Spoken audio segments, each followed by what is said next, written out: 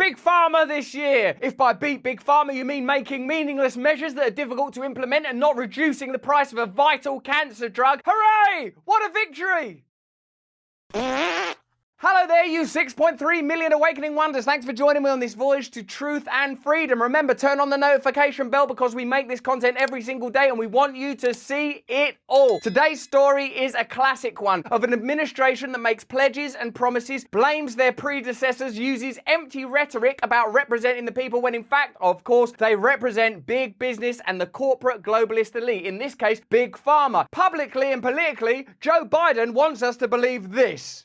Too many of you lay in bed at night like my dad did, staring at the ceiling, wondering what in God's name happens if your spouse gets cancer. It's a weirdly emotional tool to provoke. You can see now that as politics and politicians become more and more alienated from ordinary people, they have to evoke myths and stories and images that normalize them. We know that they have a different set of interests to us entirely. And this is not an abstract idea. What I mean specifically by that is when decisions are being made, the decisions that they make, Joe Biden, the current administration, those decisions will be in accordance with the principles and alliances of big business and corporations. Not with, my dad was lying in bed and you know what it's like with corn pop and I sat on the stoop and I watched the kids go to school and I'm just like you. That's not the world they live in. That's not the world they're working for. That's not the problems they're addressing. You can prove that. We're going to prove it now. What are you going to get money to pay for those medical bills? Or are you going to have to sell the house or try to get a second mortgage on it? I get it. I get it. What angers me about that is that it is possible to make decisions like this. We're not going to accept lobbying money or funding from the pharmaceutical industry. We're not going to allow the FDA to be funded by the companies that it's supposed to regulate. We are going to immediately and overnight regulate pharmaceutical companies so that they can make meaningful or reasonable profits, but not by buying up other companies, manipulating their stock prices in the stock market, by price gouging. All of those things you could with the stroke of a pen. But this isn't about Democrats versus Republicans. The Republicans wouldn't do that either. No one's going to do that because both parties have been bought out by the corporate elites. I know you know it, but in the context of this guy saying, I know what it's like, another mortgage, health crisis, if only I was president! Using this kind of rhetoric when you don't mean it, or even if you do mean it, you don't make decisions that reflect it, disgusts me. It actually disgusts me. And I think you, like me, are sick of it. We've had enough of being spoken to like that. We've had enough of that kind of language that isn't tethered to choices and decisions. They're using the rhetoric that authentic political figures like Gandhi, Martin Luther King, Malcolm X use, where they go, listen, I know what it's like to be you. That's why I'm willing to die for what I believe in. I'm willing to die for it. Not I'm willing to say a bunch of stuff, then go around the back and sign some papers that mean that Big Pharma can say they're changing stuff. But when it comes to the crunch, they're not going to change anything really. It won't affect Albert Bourla of Pfizer's graph going upward as they acquire another cancer company, as they promise they won't profit from the COVID-19 vaccines, but then ultimately do. When drugs are developed by your money, taxpayer money, that means your money, you pay taxes, right? That's your money, ultimately lead to profits for Big Pharma. What that shows you is a corrupt system. So you can't be the president of the United States or the vice president of the United States and use all sort of rhetoric. We've got to build a fairer America. No wonder there's all this upset. And then make decisions that make it worse. We're taking on powerful interests to bring healthcare costs down so you can sleep better at night with more security. So they're making it all personal about you at bedtime. They're trying to psychologically reach into your heart, like the actual you. You that feels loneliness and heartbreak and fear about your kids and, oh no, how am I going to pay for this? How am I going to pay for that? They provoke that linguistically with like neuro-linguistic programming techniques that they're schooled in. I don't mean Joe Biden personally. I mean, that's how political rhetoric works. And then they don't do anything about it. Just for a moment, bear in mind that the person you're listening to is the president of the United States. It's not like me or some campaigner or activist. We're going to take on those powerful interests. Oh, great, brilliant. I'll tell you what you can do is you can sponsor a bill that's going to meaningfully regulate Big Pharma. You can say from now on the Democrat Party aren't going to accept funding from Big Pharma. You can have another bill that's going to change the FDA. You're going to do another bill where people in Congress can't own stocks and shares in Big Pharma, Big Tech, or any other meaningful organization that might try to hijack the system. Do all that stuff. Then you can use all of the emotional, sanctimonious rhetoric that you want. And we'll know this geezer, he means it because we've seen the decisions he made. Not decisions that look like you're doing something everything but don't actually affect the interests of the powerful. That's the trick, isn't it? Oh God, it's gone too far. We're going to have to do something. Can we pass a bill where we say we're going to regulate, but it's only about 4 or 5 drugs and they can make their profits elsewhere? Yeah, let's do that then. Oh, should we pass a bill where we're going to pretend that people in Congress can't own stocks and shares, but they're able to have a spouse or a dependent child? Yeah, let's just do that then.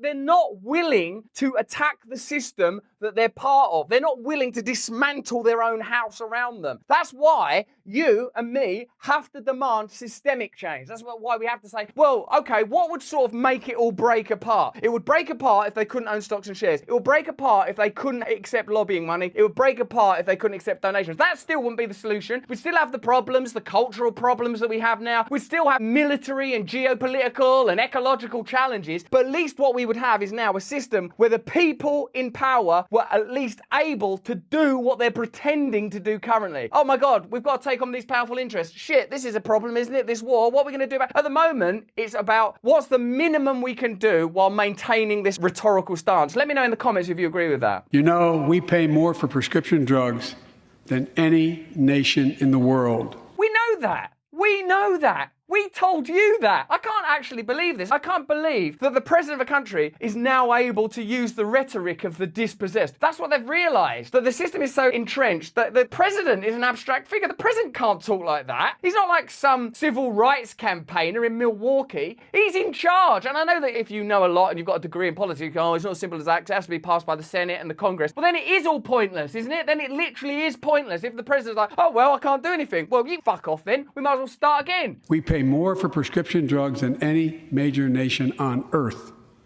Not anymore. Not anymore.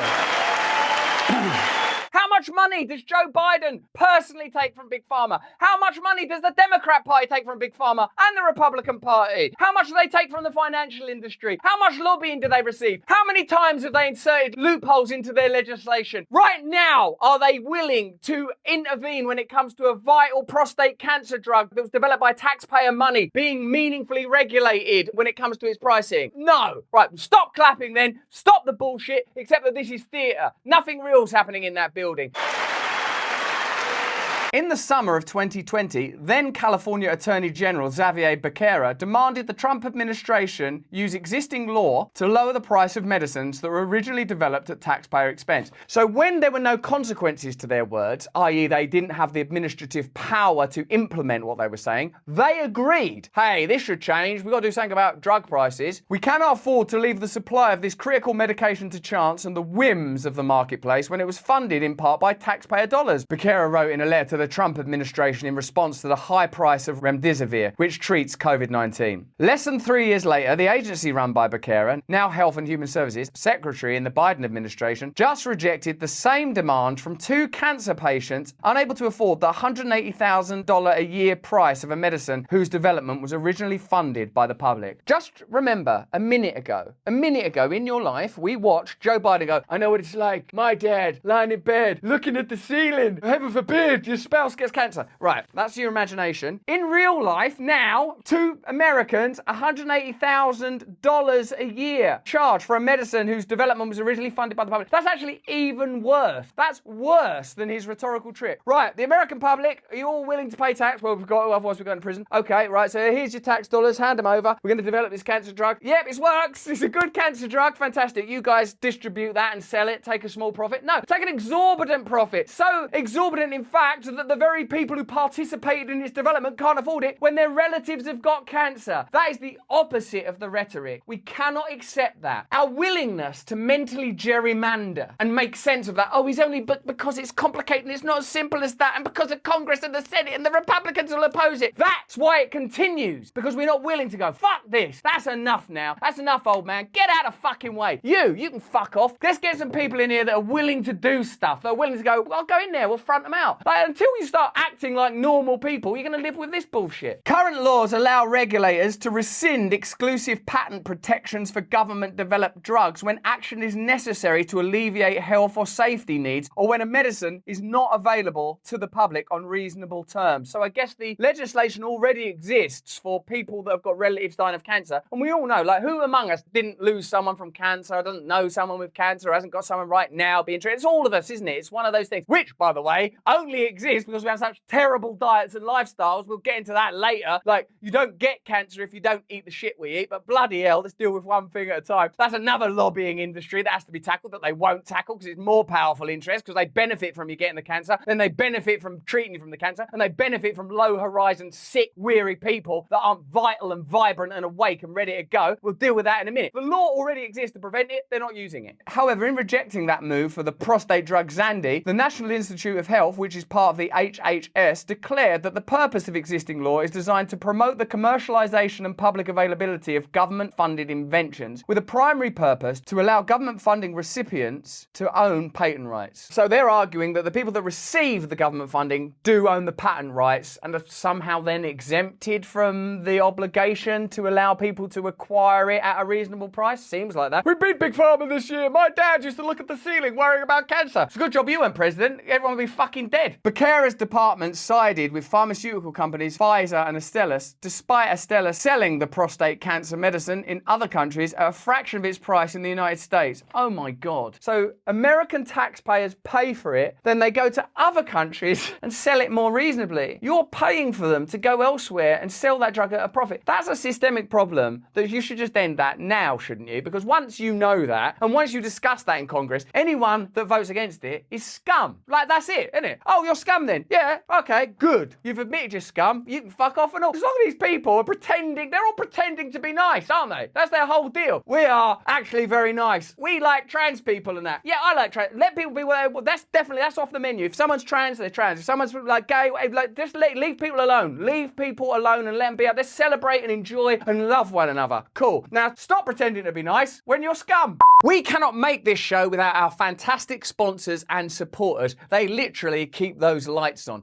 Everyone's talking about ChatGPT, Microsoft, boo, Google. They're all investing heavily in AI for research. But guess what? They're also the same big tech companies that have the power to censor search results. The online reality that you experience is different from the online reality that I experience. They could be pulling stuff out of long dormant sites like MySpace. They could start making personal bespoke adverts using heartbreak stories from your adolescence to make you buy a box of chocolates for your current spouse who, let's face it, you don't get on with anymore. That is why I use ExpressVPN, to add a layer of protection between me and reality and big tech. The ExpressVPN app hides my unique IP address on all of my devices. It's so easy to use. And the best part is, one ExpressVPN subscription covers up to 5 devices at the same time. Go to expressvpn.com/brand right after this video and you can get 3 months extra free. That's expressvpn.com/brand.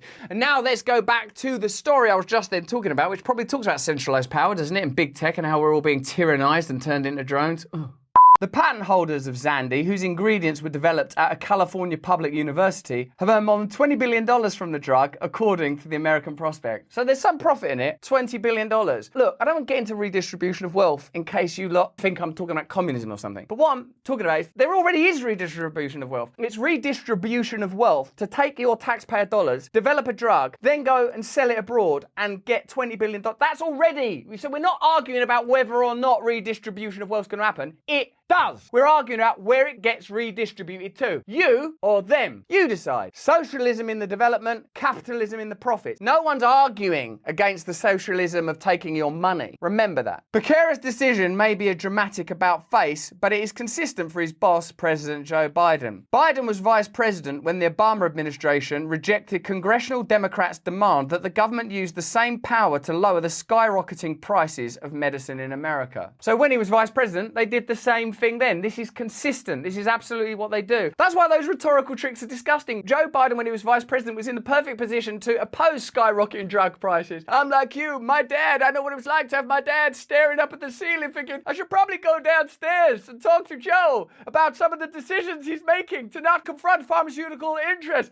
In fact, why am I staring at the ceiling? I'm going to go down there and talk to him. Joe, for God's sake, you're in politics. Why don't you, instead of talking about me looking at the ceiling, why don't you introduce a bill and then demand that change is made? Well, the problem is, Dad, you see that ceiling? Guess who paid for it? Yeah? Me and our corruption. Oh, okay. Remember the rhetoric at the beginning. Remember it. Remember the sanctimony. Now, here is how he's behaved throughout his political life, the decisions he's made. I'm not talking about personal life and whether people break hearts or drink too much booze or the kind of errors that every human is subject to. The decisions he made while in Congress. The decisions he's made as a politician. The interests he's represented. Are they yours? Is it, oh, I'm like you, staring at the ceiling and all that? Or is it, I'm not like you, I'm staring at a check from a pharmaceutical company? As a senator in 2000, Biden was one of just 8 Democrats who helped pharmaceutical lobbyists kill a measure spearheaded by Senator Paul Wellstone and then Representative Bernie Sanders that would have reinstated the Reagan-era requirement that drug companies sell medicines developed with public money at a reasonable price. Reagan!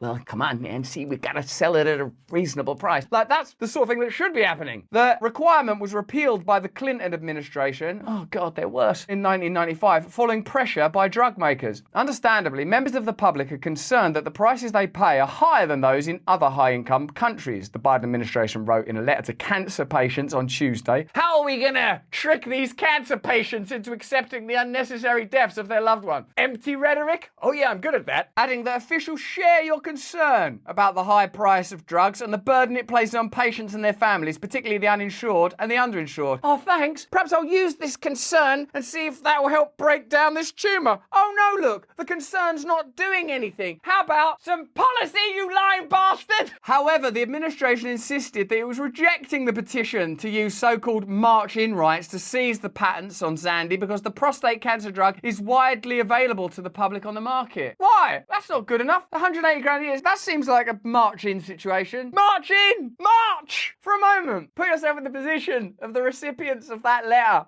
from the President of the United States. Hey, darling, finally some good news. First you got the cancer, then we found out it was $180,000. But now, a letter from the President himself. Listen. Oh, we're concerned about the prices you pay. Oh, this is good. $108,000, it does seem like too much. Oh, this is good. And we share your concerns. This is brilliant. But we've decided to do fuck all about it.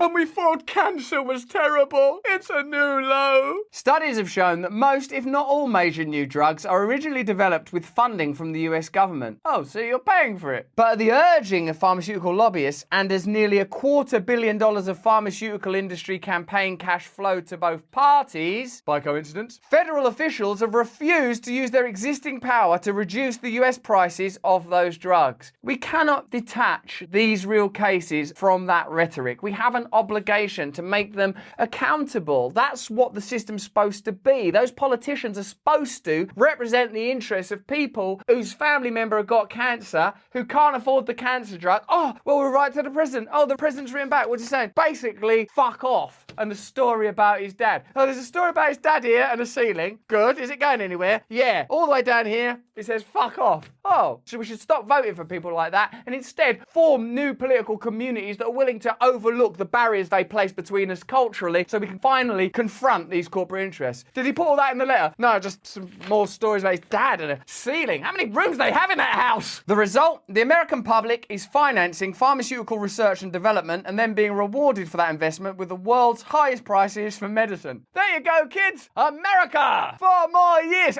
4 more years.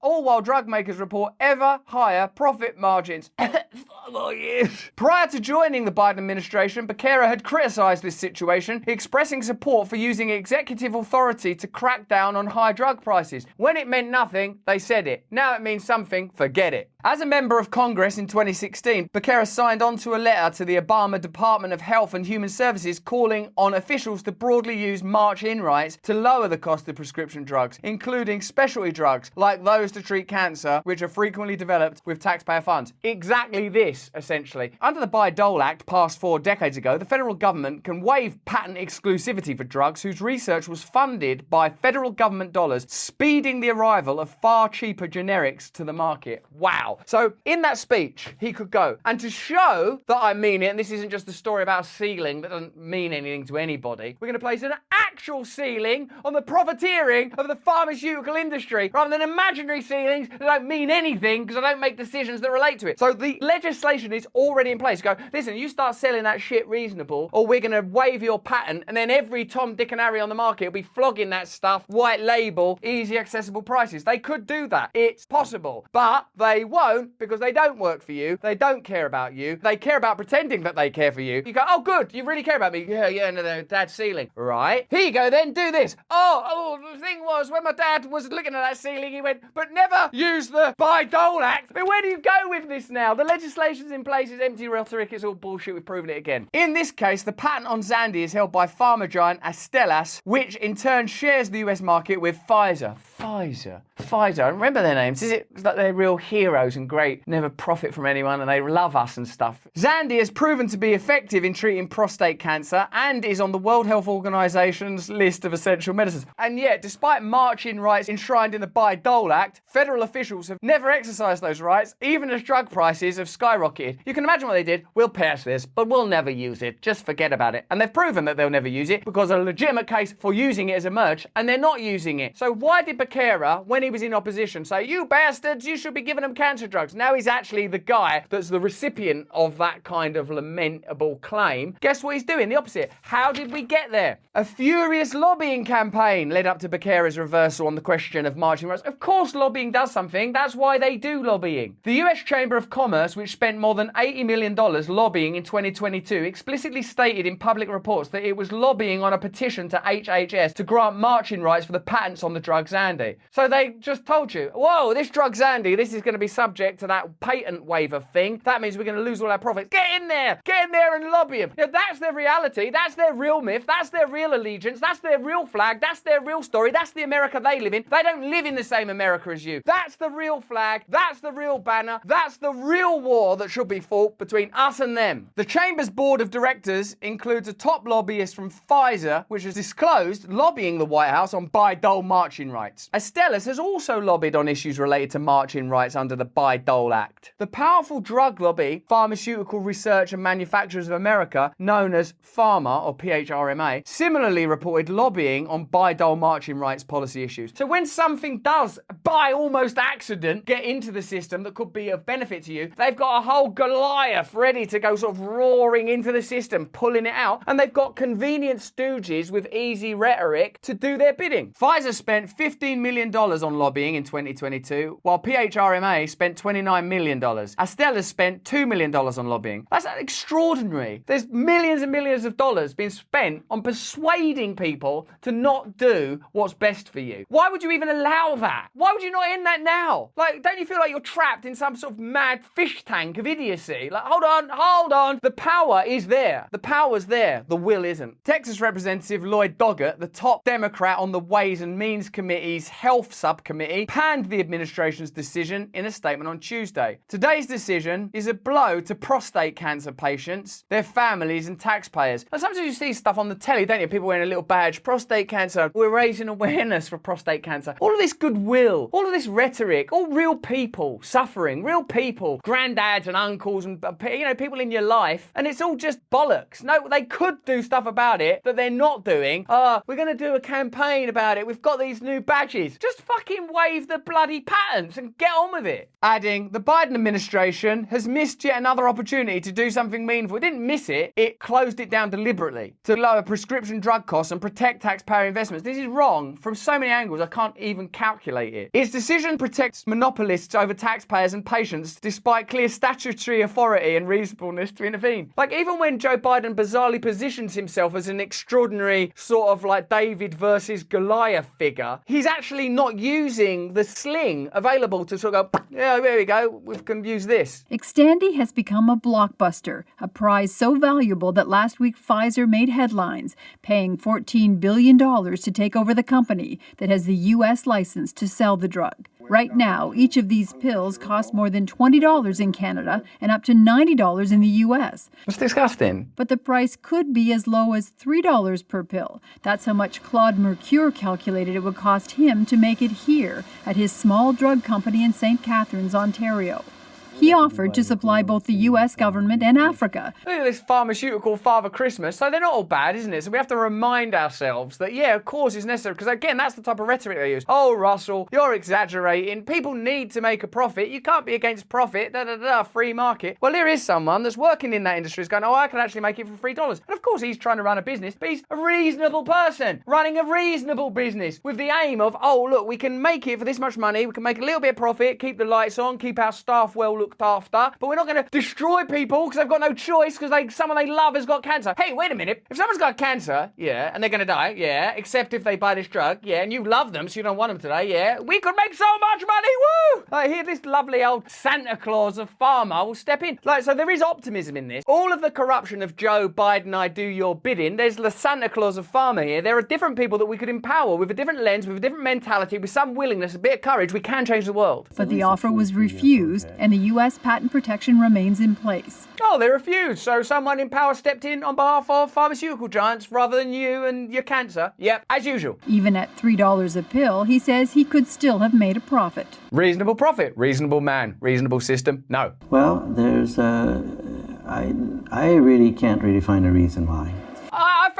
I found it. They're profiteering evil scumbags and everyone in Washington is a stooge operating at their behest. Oh no, yeah, that is it. I can't remember a story that more clearly demonstrates the corruption of American politics. I can't remember a story that more clearly shows the division between the America that they operate in, the state corporatist elite, and you, ordinary people that are subject to things like cancer and death, as we all are. I can't remember a time where I've been more disgusted by a politician's willingness to use familial rhetoric and easy Americana in trying to reach out to you while simultaneously literally not using a piece of legislation that could prevent the corruption that he claims to be railing against. It's disgusting. You should be disgusted, but you shouldn't lose hope because it's also a story about how there are people that operate somewhat within free market economics and the pharmaceutical industry, which I would previously have considered to be a villain just on the basis of that criteria. They're actually decent, reasonable people. And I have to be reminded of that. And I need you to remind me of that. And I need to know that together we can make a difference. So I need to know that we are in this together, that we can confront this power together, that we're willing to go, hang on, the answer's right there. That's what's frustrating. What we have to do is have people in positions of power that are willing to represent ordinary people, use legislation that's already there to confront power, instead of finding a way of sounding like you're doing that, but while actually doing fuck all. But that's just what I think. Let me know what you think in the chat in the comments. If you enjoyed this video, have a look at either of these. Remember, every single day we stream live on Rumble where we cover these topics in details with experts that help us to develop and cultivate our position. And also turn on the notification bell and subscribe. We make these videos every day and the algorithm, for obvious reasons, ain't our friend. More important than any of that is that you please stay free,